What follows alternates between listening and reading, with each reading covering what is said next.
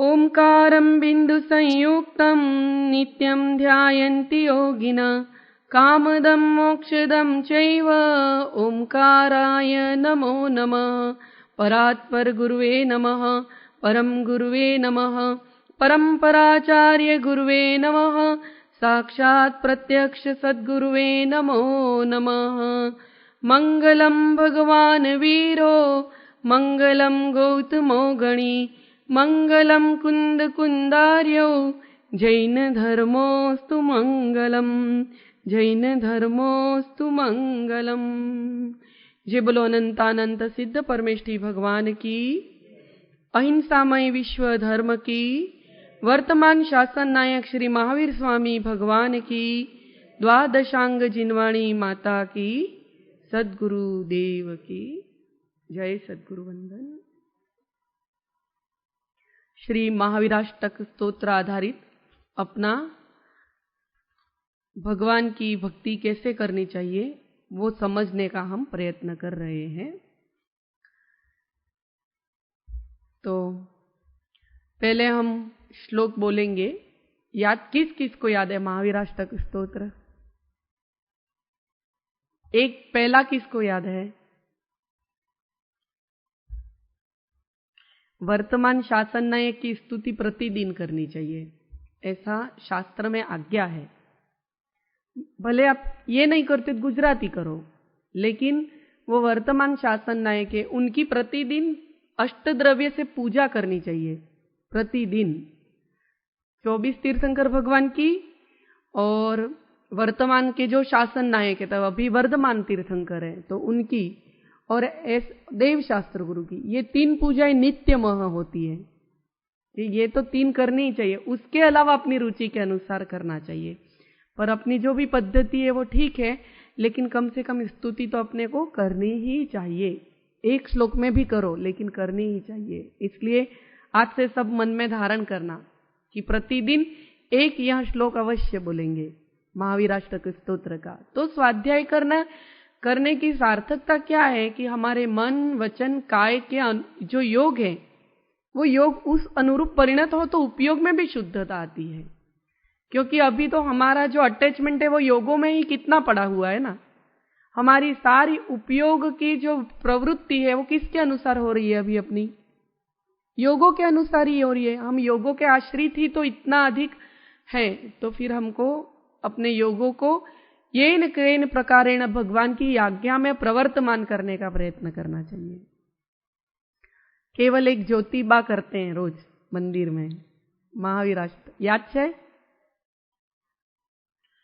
और उनके साथ हसमुख भाई आदि 2-4 जो साधक है वो प्रतिदिन महावीर भगवान की स्तुति करते हैं। तो आज से हम अपने ऐसा प्रयत्न शुरू करेंगे कि प्रतिदिन वर्तमान शासन नायक की एक स्तुति अवश्य करेंगे, भले वो जिस भाषा में हमको करनी है। मुनियों के भी आवश्यक में आता है चतुर्विंशति स्तवन और वर्तमान शासन नायक स्तुति और वंदना। स्तुति में 24 भगवान की स्तुति और वंदना में वर्तमान शासन नायक की वंदना। अपन शनिवार के सुबह के क्रम में बोलते हैं ना, षटावश्य क्रम, उसमें आता है।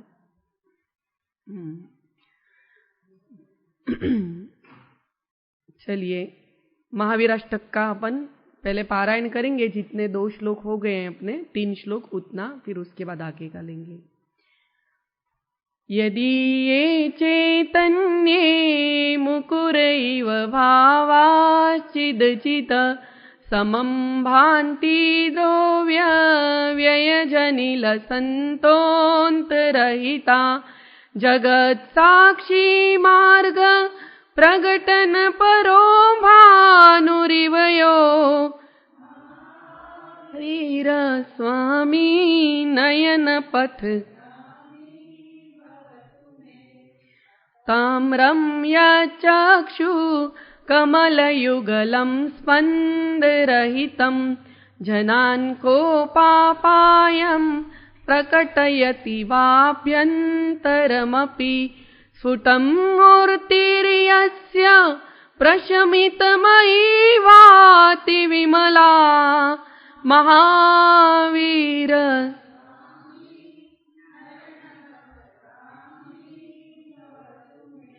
नमन्ना केन्द्राली मुकुटमणि भाजाल जटिलम।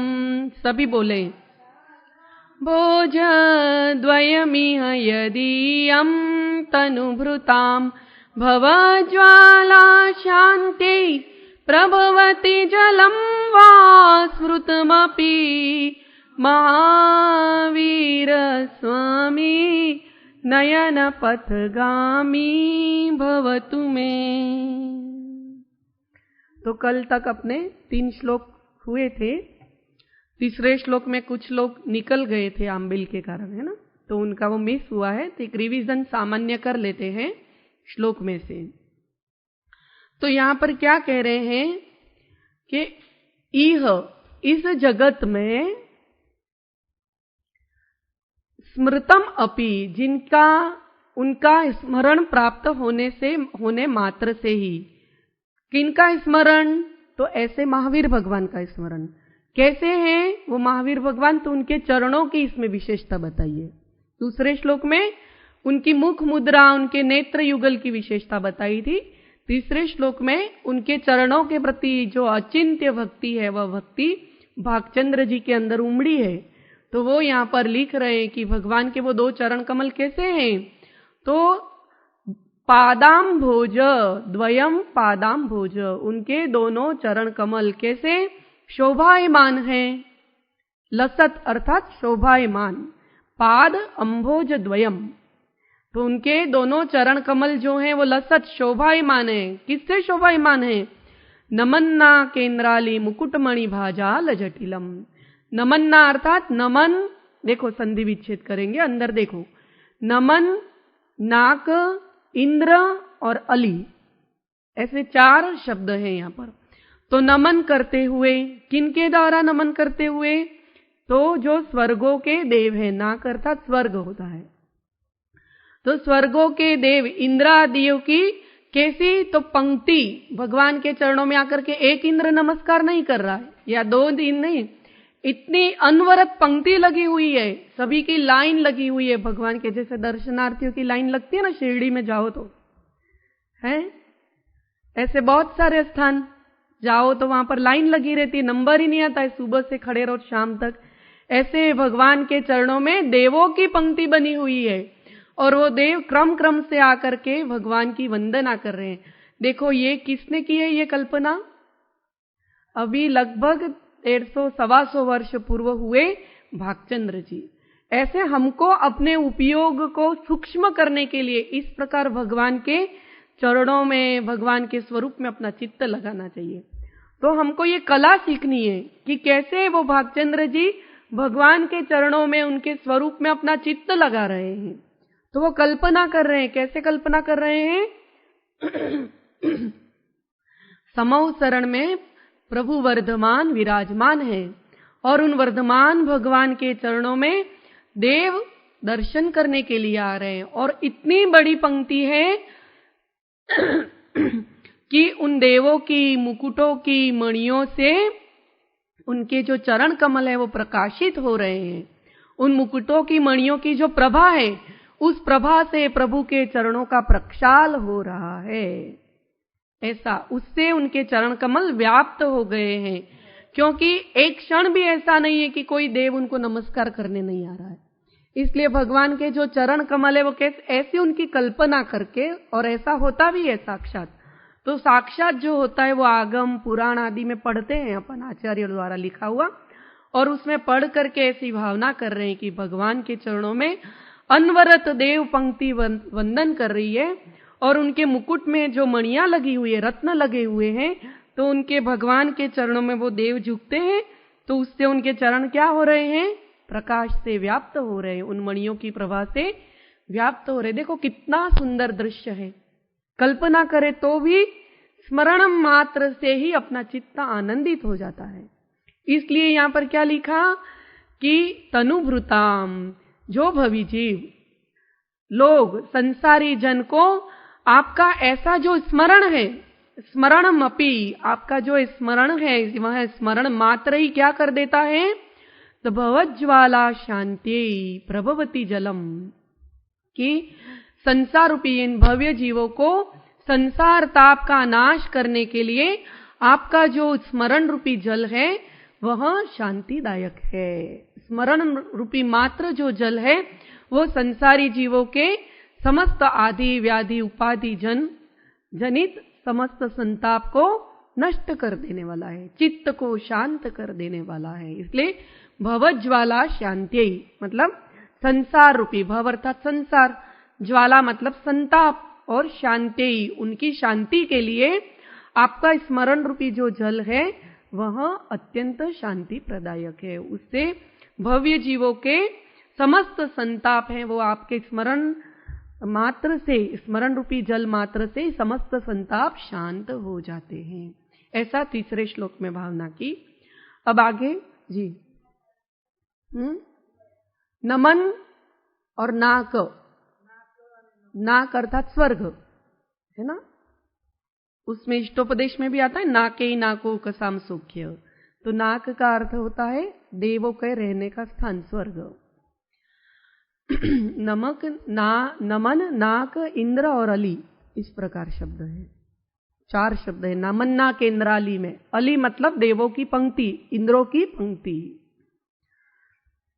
तो यहां पर इस प्रकार, यहां तीसरे श्लोक में अर्थ हुआ भगवान के चरणों की महिमा गाई। भक्तामर में गाई है ना, भक्तामर काव्य की प्रथम कड़ी में क्या है, भक्तामर प्रणत मोलिमणि प्रभाणाम। क्या है कि भक्त मतलब भक्त रूपी, अमर अर्थात देव, भक्तामर प्रणत, प्रणत मतलब नतमस्तक हुए, मौली मणि प्रभाणाम, उनके मणियों की प्रभा की पंक्ति से हे भगवान आपके चरण है वो पूजित है। और ऐसे जो चरण है वो कैसे हैं भगवान के चरण, भक्तामर प्रणत मौली मणि प्रभाणाम उद्योतकम दलित पापतमो वितानाम, की जो देवों के मुकुटों की मणियों से जिनके जो चरण हैं वो चरण क्या है, उद्योतमान है। और ऐसे जो चरण है वो दलित पापतमो वितानाम, अंधकार को नष्ट करने वाले हैं। इसलिए ऐसे 2 चरणों को मैं नमस्कार करता हूं। कैसे, सम्यक प्रणम्य जिन पाद युगम युगादा, कि इस युग के आरंभ में जिन्होंने धर्म का प्रारंभ किया है, आदि धर्म जो प्रवर्तक हैं जिनके चरण, ऐसे आदिनाथ भगवान को सम्यक रूप से मैं प्रणाम करता हूं। क्यों, क्योंकि भगवान के चरण कैसे हैं, आलम्बनम भवजले पतताम जनानाम, कि संसार रूपी जल में जो ताप में जो तापित संतापित हो रहे हैं, ऐसे जीवों के लिए आलम्बन स्वरूप हैं। तो ऐसे भगवान के चरण कैसे है, आलम्बनम भवजले पतताम जनानाम, और उसी की झांकी अपने को इसमें मिलती है ना। ऐसे तो आचार्यों की वाणी को अपने भावों में कैसे परिणमित करना, वो इसमें अपने को सीखने मिलता है।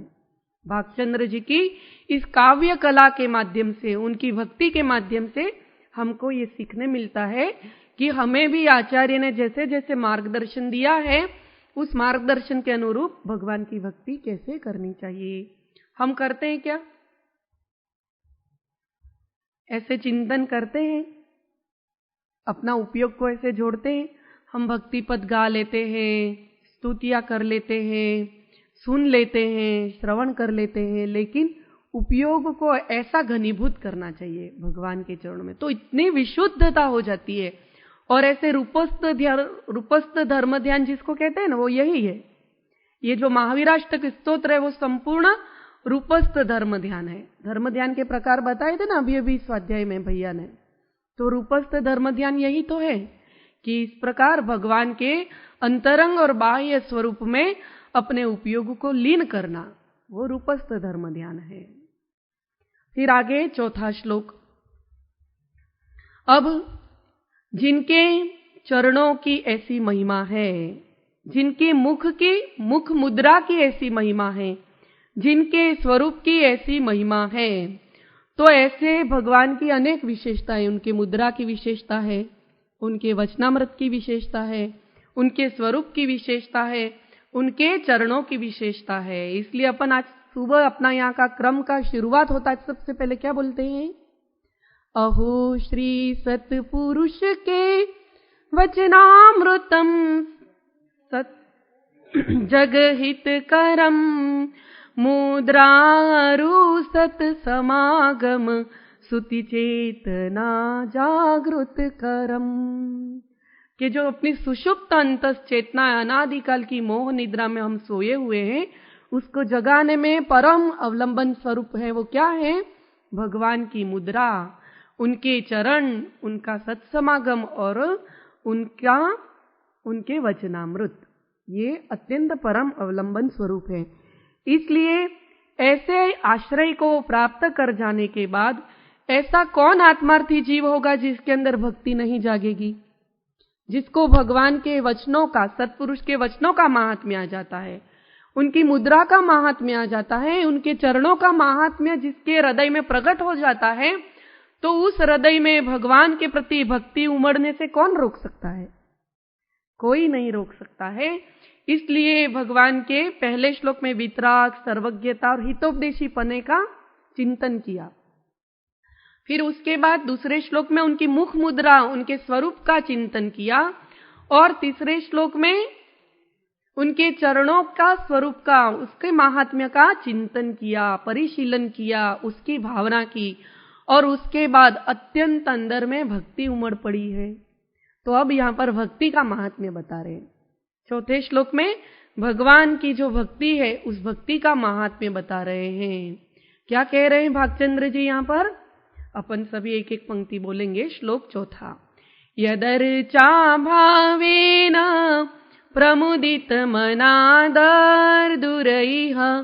क्षणादासी स्वर्गी गुणगण समृद्ध सुखनिधि लभन्ते सद्भक्ता शिव सुख समाजम किमु तदा महावीर स्वामी नयन पथगामी भवत।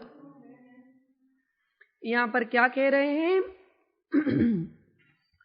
यदर्चा भावेन प्रमुदित मना दर्दुर इह, इह अर्थात इस संसार में, इस लोक में, यत अर्चा भावेन, संधि विच्छेद करेंगे। यत अर्चा भावेन, यत मतलब जिनकी या जिस अर्चा से, जिनकी अर्चा करने से, इस जिनकी पूजा करने से इस संसार में प्रमुदित मना, अत्यंत हर्षित मन से, दर्दुर, दर्दुर मतलब मेढक, दृष्टांत से यहाँ भक्ति के महात्म्य का निरूपण कर रहे हैं प्रथमान योग के माध्यम से। अपन ने पहले दिन ही कहा था ना कि इस अष्टक में, महावीराष्टक में चारों अनुयोग को समाविष्ट कर लिया है। सिद्धांत को, न्याय को, सबको, अध्यात्म को, सबको समाविष्ट करके यह सुंदर अष्टक की रचना की है।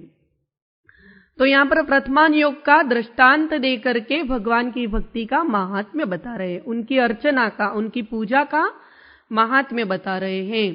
प्रमुदित मना मतलब हर्षित मन से, दर्दुर, दर्दुर अर्थात मेढक, सो कहिए गुजराती मां, डेढ़को, ने?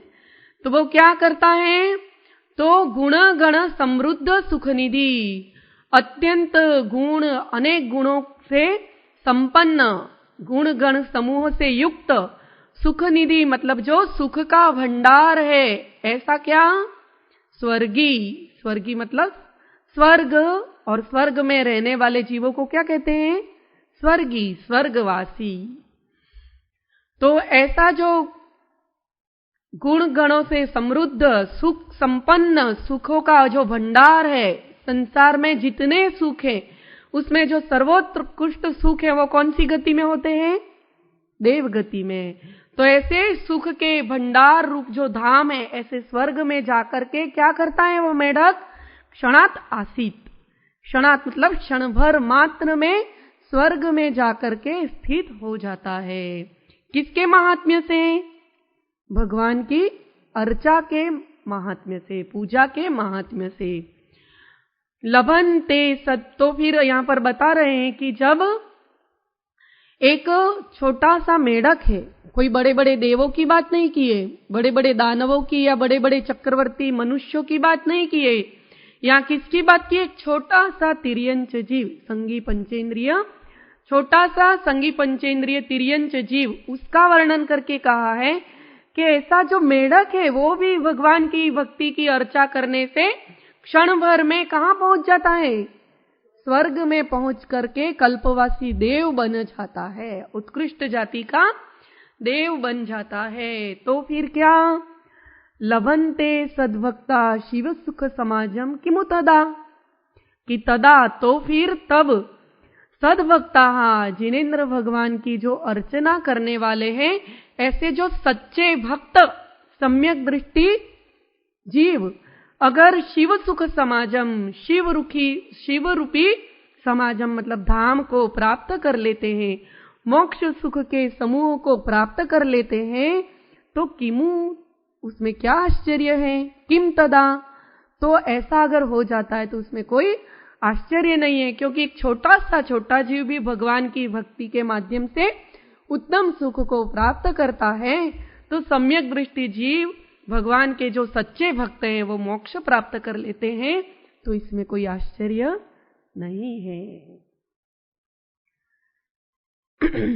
अपन स्तुतियों में बोलते हैं, क्या बोलते हैं? धर्म करत संसार सुख, धर्म करत निर्वाण, धर्म पंथ साधे बिना नर तिर्यंच। तो इसमें धर्म के 2 फल बताए हैं। मेढक के दृष्टांत से मेढक ने क्या फल प्राप्त किया भगवान की अर्चना से? शुभोपयोग रूप उसके परिणाम हुए।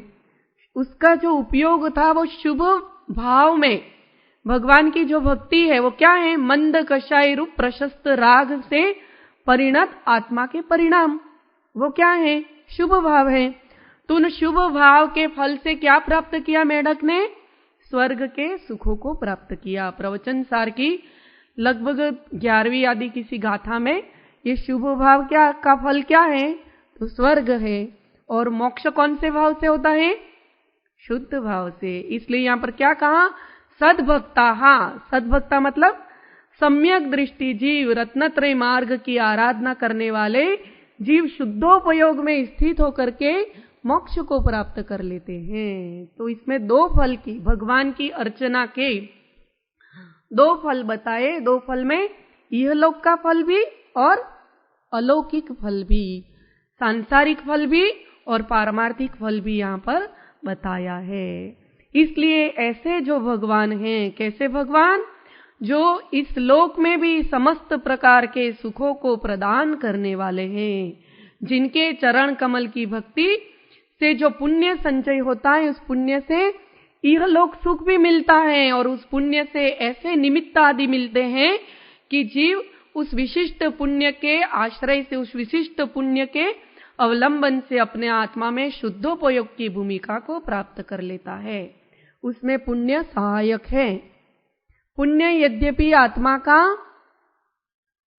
तादात्म्य भाव नहीं है, आत्मा का जो स्वभाव भाव है वो नहीं है, लेकिन फिर भी पुण्य है वो परम सहायक साधन है, अनिवार्य साधक सहायक है। क्योंकि सर्व संग परित्याग, उत्तम सहनन आदि, सद्गुरु का सानिध्य आदि सब किससे मिलता है? महत् पुण्य ना योगे, ऐसा सबसे पहला लिखा है कि नहीं कृपालु देव ने। कोई द्रव्यानुयोग का पात्र कौन है? अभी अभी अपन ने पत्रांक में पढ़ा था 866 में। तो कोई महत् पुण्य का भागी, महत् पुण्य भागी है, वह द्रव्यानुयोग का सत्पात्र है, ऐसा बताया है। तो उस पुण्य से, भगवान की अर्चना करने से जो पुण्य संचय होता है, उस पुण्य से 2 फल मिलते हैं, स्वर्गादिक सुखों की प्राप्ति और मोक्ष सुख की भी प्राप्ति भगवान की अर्चना से प्राप्त होती है। तो यहां पर जो भगवान की अर्चना बताई है, उस अर्चना शब्द से अपने को समझना चाहिए श्रवण कीर्तन चिंतवन वंदन सेवन ध्यान। तो वो कीर्तन, वंदन और सेवन ये तीनों अर्चना में समाहित हो जाता है ना। कि भगवान की कीर्तन मतलब उच्च स्वर से उच्चारण करके भगवान का एक ने एक उनका नाम आदि लेकर के, या कोई एक पंक्ति लेकर के, या कोई आचार्यों की वाणी का एक श्लोक लेकर के बारंबार उसी का रटन करना, उसको क्या कहते हैं? कीर्तन कहते हैं। कि वाद्य यंत्र आदि का अवलंबन लेकर के उच्च स्वर से जो भक्ति की जाती है उसको कीर्तन कहते हैं। कृपालु देव ने इडर के पहाड़ पर कीर्तन किया था, द्रव्य संग्रह की गाथा का करते थे कि नहीं? माँ मुज्ज माँ रज्ज माँ दुस्स इट्ठ निट्ठ अत्थेसु थिरमिच्छ जय चित्तम विचित्त जानप सिद्धिये। कैसा कीर्तन किया था कि दूर से दूसरे मुनि आदि सुन करके उनके पास आ गए, ऐसी रटन लगाई थी उन्होंने, तो उसको कीर्तन कहते हैं। कृपालु देव ने किया वो उत्कृष्ट प्रकार का कीर्तन है। फिर कीर्तन और वंदन के भगवान के चरणों में अनेक प्रकार की स्तुतियां शब्दों के माध्यम से, स्तुति आदि के माध्यम से, फिर उनके चरणों में झुक करके जो प्रणाम आदि करते हैं वो वंदन भी एक प्रकार की अर्चना है। और सेवन आदि में अभिषेक पूजा वो बाह्य सेवन, और भगवान के गुणों का अपने उपयोग के साथ एकाकार करके जो उसमें तल्लीनता होती है वो अभ्यंतर सेवन है। भगवान का पूजा और अभिषेक क्यों करते हैं? तो उनके गुणों के बहुमान के लिए ही करते हैं, और उस बहुमान में अपने उपयोग को लीन कर देना वो अभ्यंतर सेवन है। उपासना, सेवन, उपासना ये सभी एकार्थवाची हैं। तो ऐसे भगवान के चरणों की पूजा करना, उनके चरणों का प्रक्षाल करना, विविध प्रकार के सुंदर द्रव्यों से भगवान की पूजा करना वो अर्चना कहलाती है। इसलिए यहाँ पर मेढक का दृष्टांत दिया कि भगवान की अर्चना होती है तो वो खाली हाथ से नहीं होती है। वह जो मेढक था वो मेढक भगवान के समौ शरण में, उसने सुना कि राजगृही नगरी में तीर्थंकर महावीर स्वामी का समौ शरण आया है, तो पूर्व भव के संस्कार जागृत हो जाते हैं, जाति स्मरण ज्ञान होता है, और वो अंदर से प्रतिबुद्ध होता है और समझ जाता है कि मेरे लिए इस संसार में एक कोई शरण रूप है, तो वो कौन है? तीर्थंकर महावीर की शरण ही मेरे लिए शरणभूत है।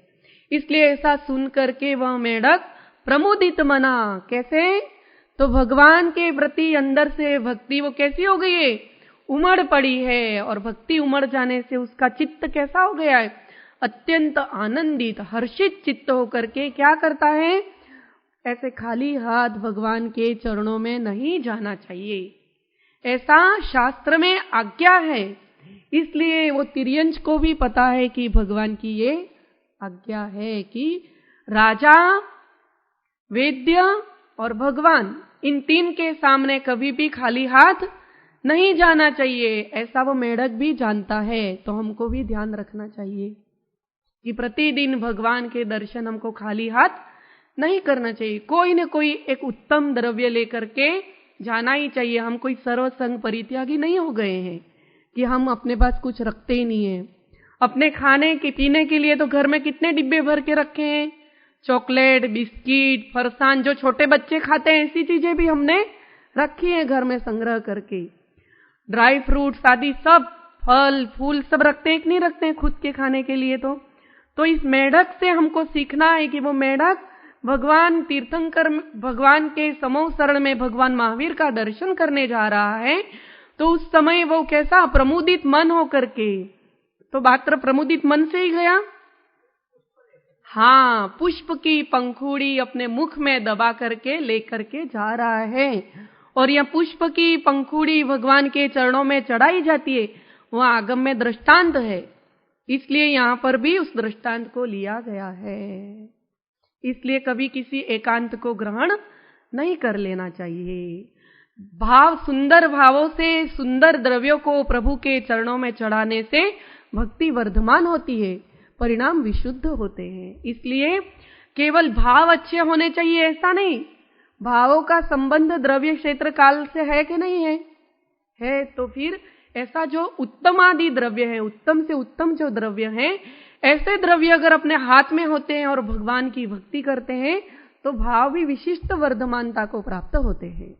तो ऐसा जो मेढक है वो क्या लेकर के जाता है? अपने मुख में एक पंखुड़ी दबा करके लेके जाता है, और लेकर के रास्ते में जाता है। फिर वो पहुंचता है कि नहीं पहुंचता है?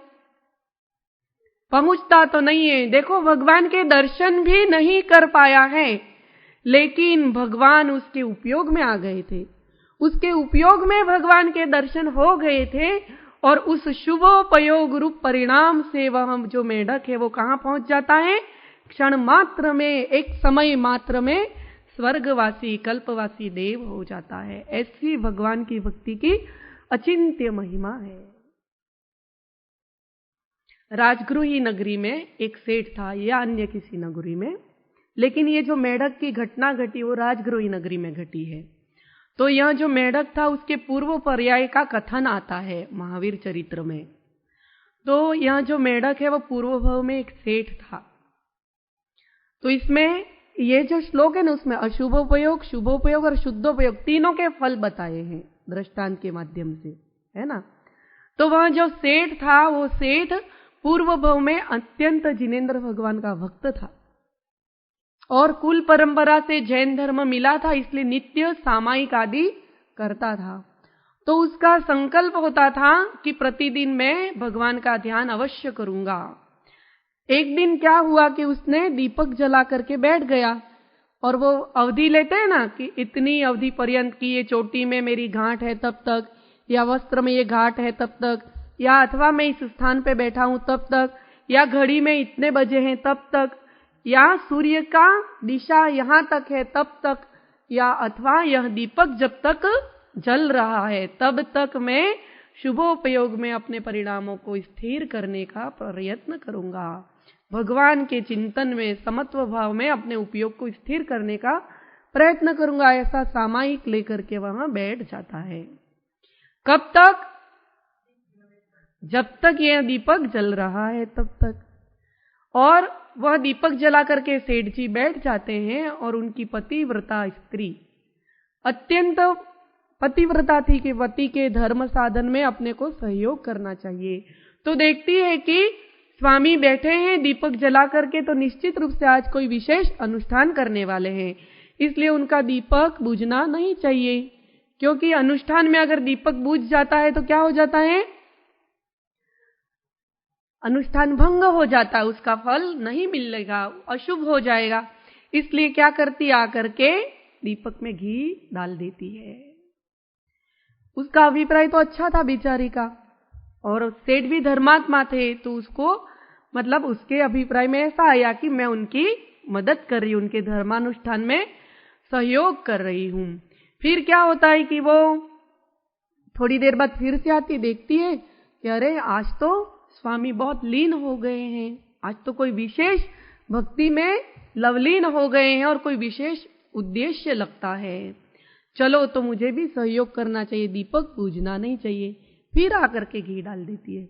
ऐसे बहुत सारी घड़ियां बीत जाती हैं, दोपहर होने आ जाती है। सुबह से बैठे थे और तपती दोपहरी में बैठे हैं, इसलिए गला अत्यंत सूख जाता है। गला सूखने लगता है, प्यास सताने लगती है और दीपक बुझ नहीं रहा है। तो नियम ले लिया है, तब उठे कैसे? नियम को तोड़ नहीं सकते हैं, नियम को तोड़ नहीं सकते हैं, वो तो विवेक है, लेकिन अंदर परिणाम में जो आकुलता व्याकुलता हो गई है उसका विवेक पकड़ में नहीं आ रहा है। अच्छी बात है, नियम के पालन करने में दृढ़ता अवश्य होनी ही चाहिए, लेकिन परिणामों का लक्ष्य भी होना चाहिए। लेकिन हमारे जैसे लोग परिणामों का लक्ष्य रखना है यूं करके किंचित मात्र भी दृढ़ता व्रत नियम आदि के प्रति नहीं रखते हैं और नियम आदि लेते ही नहीं है, तो वो भी अच्छा नहीं है, ये भी अच्छा नहीं है। ज्યાં જ્યાં जे योग्य छे तहां समझवू ते, कि जहां जहां जैसा जैसा योग्य है उस अनुरूप साधन का अवलंबन लेकर के शक्ति अनुरूप करना चाहिए तथा रूप फल की प्राप्ति के लिए, यथा शक्ति तथा फल के लिए। तो यहां पर अत्यंत वहां प्यास से व्याकुल चित्त हो गए, व्यग्रता अंदर हो गई उपयोग में, और दीपक बुझ नहीं रहा है, और प्यास की व्याकुलता में ही आयुष्य कर्म पूर्ण हो जाता है और सेठ जी के प्राण पखेरु उड़ जाते हैं। और ऐसे अवस्था में अत्यंत व्याकुलता में मरण होने के कारण से क्या हुआ? तिर्यंच आयु का। क्योंकि तिर्यंच गति का कारण क्या है? 4 ध्यान में कौन सा ध्यान? आर्त ध्यान। आर्त ध्यान है वो तिर्यंच गति का कारण है। नरक गति का रौद्र ध्यान, और धर्म ध्यान है वह मनुष्य और देव गति का कारण है। तो यहां इस प्रकार के ध्यान से वह जो सेठ जी है वह तिर्यंच गति में पहुंच जाते हैं और अत्यंत पानी पानी पानी पानी पानी पानी हो गया था तो कहां जाकर के जन्म लेते हैं? पानी में। उनके ही घर में जो कुआं था उस कुएं के वो मेढक बन जाते हैं। तो अब जब सेठानी उसमें वो मेढक बनते हैं तो सेठानी तो समझती है कि स्वामी ने समाधि मरण प्राप्त किया है, लेकिन देखो मरण के समय परिणाम अत्यंत शुभ होने चाहिए, शांत होने चाहिए, समता रूप होने चाहिए, क्षमा भाव रूप होने चाहिए।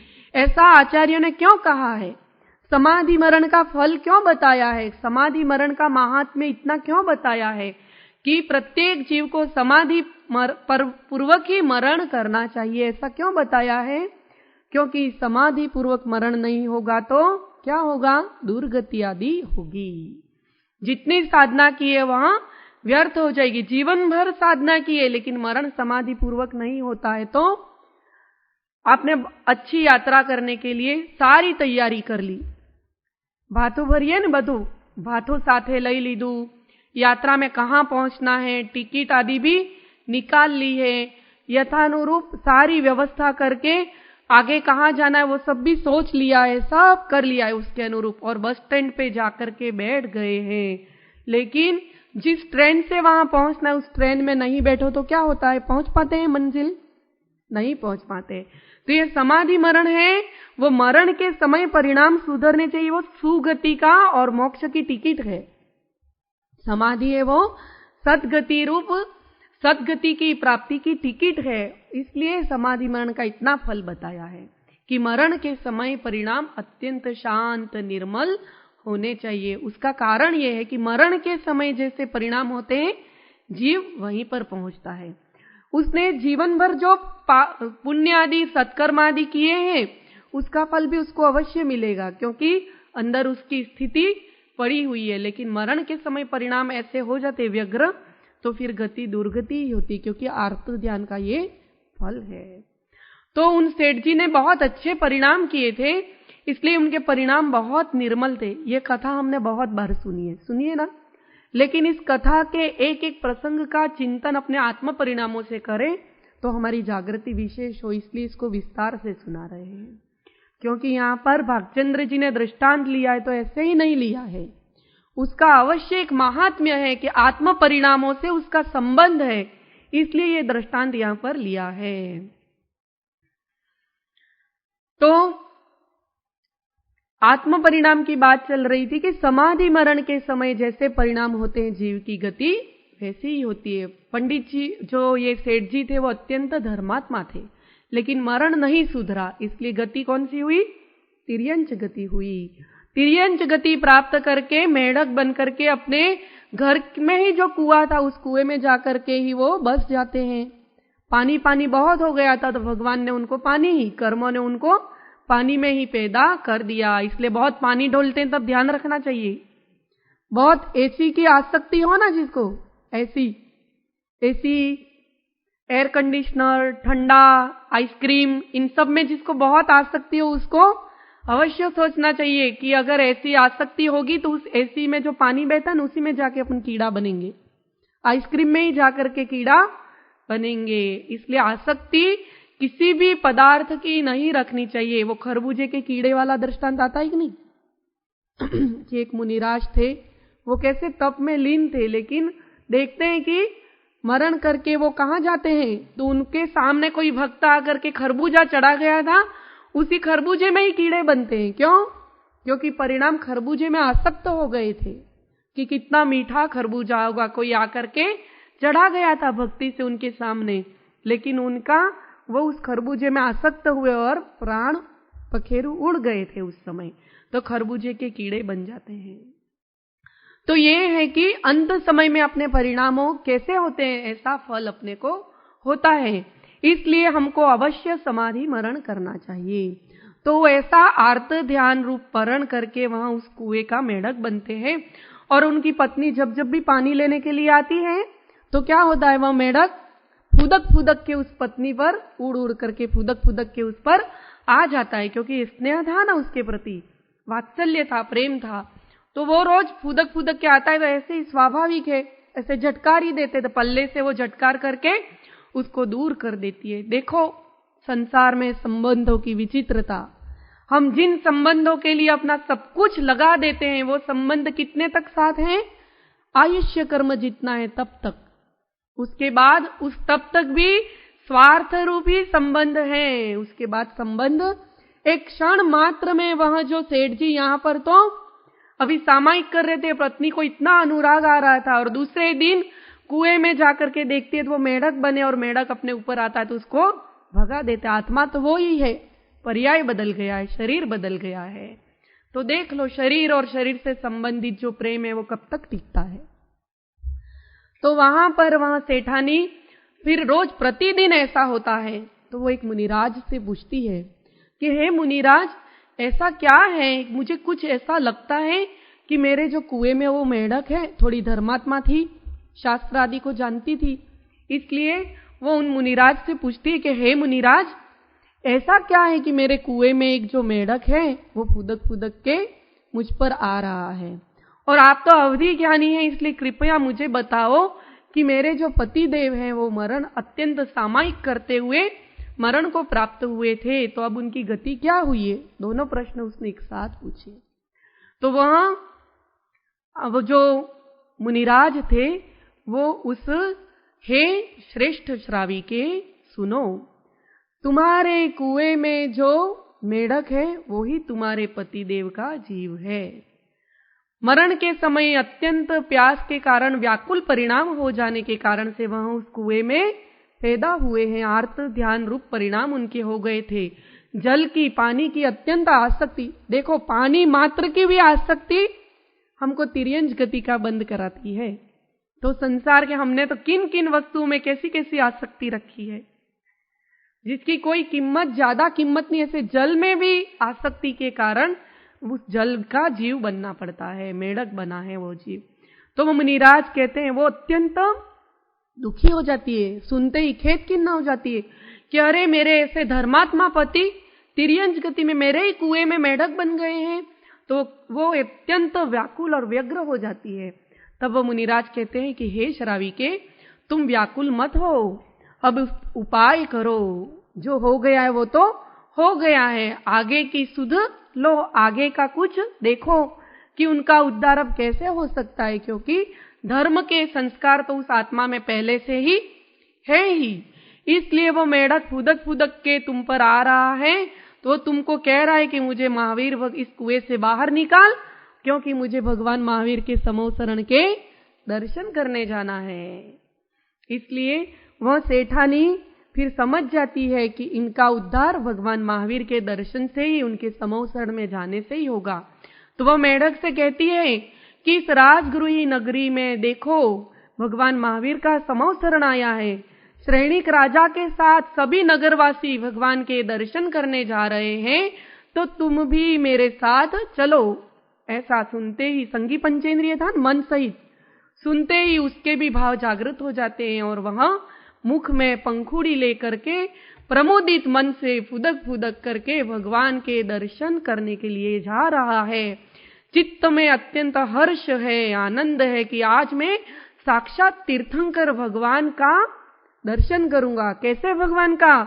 तो ऐसे भगवान का जिनका मैंने जन्म जन्मांतर से अपने चित्त में स्मरण किया है, दर्शन किया है, सामायिक में उनका चिंतन किया है, ऐसे भगवान का आज मैं साक्षात दर्शन करूंगा। ऐसी भक्ति अंदर उमड़ रही है। देखो कैसे शुभ भाव रूप परिणाम हो रहे हैं, और ऐसे भावों से वह मेढक उस रास्ते में सड़क पर गुजर रहा है, और वहीं पर मार्ग में श्रेणिक राजा भी हाथी पर सवार होकर के जा रहे हैं, और उस हाथी के पैर के नीचे वो मेढक दब जाता है, कुचल जाता है। शरीर की स्थिति तो अत्यंत चकनाचूर हो गई, लेकिन आत्मा की स्थिति कैसी हो गई? तो स्वर्ग के गुण गण समृद्ध सुख निधि उसका स्वामी हो गए। अत्यंत गुणों से, गुणों के समूह से युक्त जो सुख की निधि है, ऐसी सुख की निधि रूप जो स्वर्ग का सुख है, वहां उस मेढक को प्राप्त हो जाता है। यह है शुभ परिणाम का फल, भगवान की भक्ति का फल। एक तरफ सामायिक कर रहे थे, लेकिन अंदर भगवान की भक्ति नहीं थी चित्त में, तो आर्त ध्यान के परिणाम से तिर्यंच गति के जीव बनते हैं। शुभ परिणाम का फल, शुभ परिणाम का फल है वह स्वर्ग सुख की प्राप्ति है। और ऐसे जो सम्यक दृष्टि धर्मात्मा है, वो भगवान के स्वरूप को समझ करके अपने चित्त में भगवान को जैसे द्रव्य से, गुण से, पर्याय से भगवान जैसे हैं, वैसा उनका चिंतन करने से मोक्ष सुख को भी प्राप्त कर लेते हैं। यह शुद्धोपयोग का फल है। 30 श्लोक में, इस चौथे नंबर के श्लोक में अशुभोपयोग, शुभोपयोग और शुद्धोपयोग तीनों प्रकार के फल को एक कथानुयोग के माध्यम से भागचंद्र जी कविवर ने समझा दिया है कि कैसी विलक्षणता होगी उनकी भी, है ना, कि एक श्लोक में सब कुछ उन्होंने लिख दिया। कितनी बड़ी बात, जो मोक्ष मार्ग का परम जो साधन है, वो साधन उन्होंने इस एक चौथे श्लोक में बता दिया। अपन उसमें बोलते हैं पूजा की पुस्तक में, सुपार्श्वनाथ भगवान की पूजा आती है। स्वामी गुण ओढ़ी स्वामी ने जे भजे, दर्शन शुद्धता तेह पामे। फिर क्या था, कर्म जीपी वसे मोक्ष धामे, मुक्ति धामे, ऐसा था ना। ज्ञान चारित्र तप वीर्य, वीर्य वैराग्य थी, हाँ, ज्ञान चारित्र तप वीर्य उल्लास थी, कर्म जीपी वसे मुक्ति धामे। स्वामी गुण ओढ़ी स्वामी ने जे भजे, दर्शन शुद्धता तेह पामे। ज्ञान चारित्र तप वीर्य उल्लास थी, कर्म जीपी वसे मुक्ति धामे। आगे क्या था? अच्छा, उसमें, हाँ, उसमें भी आता है, ये इसमें भी आता है, ये धार तलवार नहीं, उसका दोनों मिक्स हो गई है ना। तो ऐसा इस प्रकार भगवान के पूजा में आता है। ये धार तलवार नहीं, उस पद की पंक्तियां हैं। अपन उसमें भी बोलते हैं, ऋषभ भगवान के स्तवन में भी, मुक्ति थी अधिक तुझ भक्ति मुझ उर्वशी, जे शो सबल प्रतिबंध लागे, चमक पाषाण जिम लोहने खेचती, मुक्ति ने सहज तुझ भक्ति रागो वाला, मुक्ति ने सहज तुझ भक्ति रागो। क्या कह रहे हैं यशो विजय जी कि हे भगवान, मुझे मुक्ति से भी अधिक आपकी भक्ति प्रिय है, क्योंकि मुक्ति मुक्ति मुक्ति मुक्ति रटूंगा तो शायद मैं कहीं गिर जाऊंगा, लेकिन आपकी भक्ति को पकड़ रखूंगा तो आपकी भक्ति सहज ही मुझे मुक्ति को प्रदान करा देगी। ऐसा इस भक्ति का महात्म्य है। मुक्ति मळे के ना मळे, मारे भक्ति तमारी करवी छे, ऐसा। तो यही महात्म्य श्री कुंद कुंदाचार्य ने प्रवचन सार की कौन सी गाथा में 80 जे जान, तो हाँ, तो उससे अपन आज के इस भक्ति के महात्म्य का वर्णन करने वाले महावीर अष्टक श्लोक के चौथे श्लोक का विवेचन पूर्ण करते हैं और अंत मंगल में 80वीं गाथा बोलते हैं।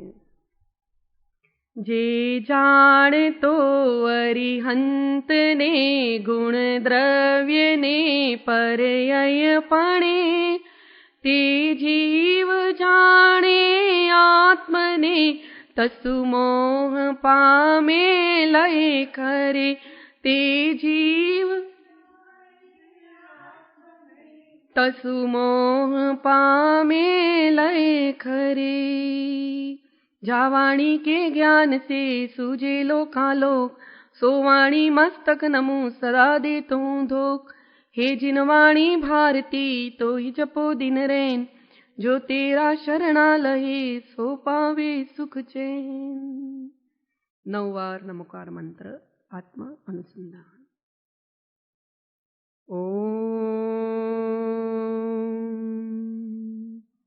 जय बोलो विश्वमय अहिंसा धर्म की, वर्तमान शासन नायक महावीर स्वामी भगवान की, द्वादशांग जिनवाणी माता की जय।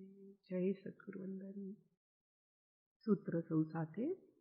હું આત્મા છું, આપનો સેવક છું, સૌનો મિત્ર છું, હું આત્મા છું, આપનો સેવક છું, સૌનો મિત્ર છું.